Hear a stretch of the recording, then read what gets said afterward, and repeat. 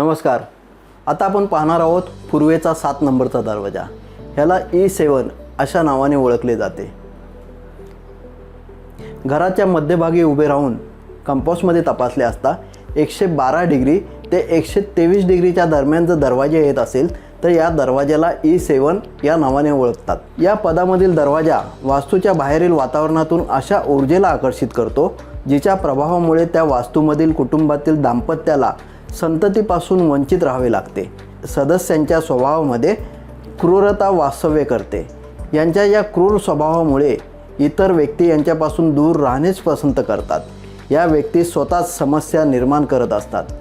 जर अशा पद्धतीचा अनुभव तुम्हाला येत असेल तर घराच्या मध्यभागी उभे राहून तपासा.